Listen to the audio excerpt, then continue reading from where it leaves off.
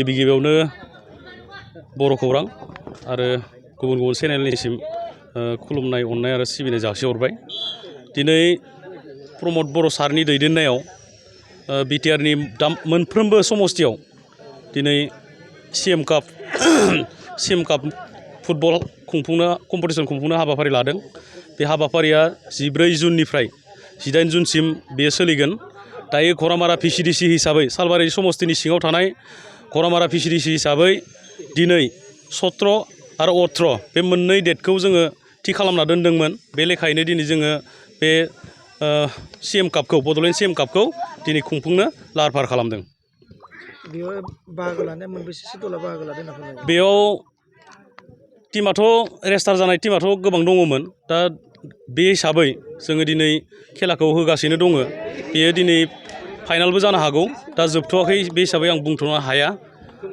सोर बाहागो लादों बे जोलुर गेलेनायाव?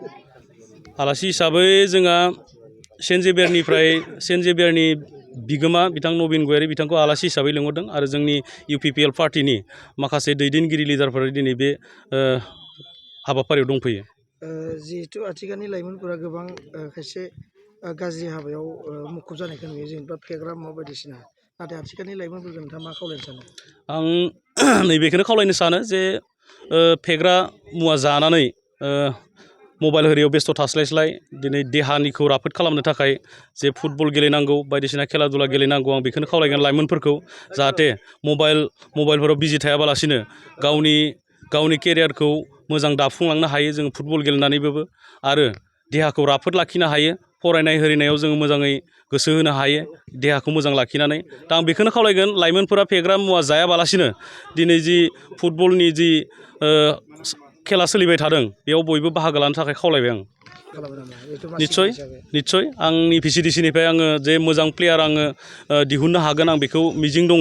दा बे हिसाबै जोंनि भिसिडिसिनिफ्राय गेलेखांनायनि उनाव जिहेतु समस्ति लेभेलाव जागोन, बे समस्ति लेभेलाव जोंनि भिसिडिसियानो देरहागोन, आं बेखौ आसा खालामो। दा बेखिनियानो। दिनै सारा बड'लेण्डआवनो दिनै बड'लेण्ड सिएम काप मोनसे गेलेनाय बादायलायनाय होदों। फुटबल गेलेनाय बादायलायनाय होदों।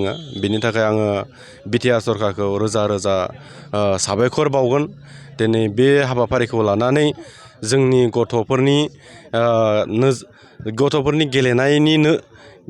गथ'फोरखौ जोंनि गेलेगिरिफोरखौ नोजोर आरो थांखिजों जौगाहोनो थाखाय मोनसे थांखि लानाया बेयो जोबोद बाख्नायथाव जादों जोंनि बे ओनसोलनि थाखाय। बेनिखायनो आङो जोबोद बाख्नायनो सानो। दिनै गोबां समनिफ्रायनो जोंनि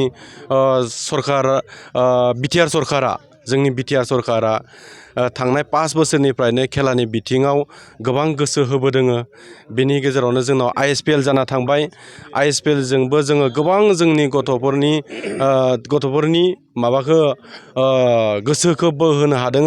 बा बे गोसो बोनायजों जोंनाव गोबां दिनै थुलुंगा होनायजोंनो गोबां जोंनि गथ'फोरा दिनै खेलायाव गेलेनो आग बारायदों आरो जोंनाव अल इन्डियायावनो जोंखौ मोनसे जोंनि बे ओनसोलखौ खेला गेलेग्रा होननानै सानबाय। सेन्ट्रेल सरकाराबो जोंनि बे ओनसोलखौ मोनसे रेकगनाइज रखम होदों।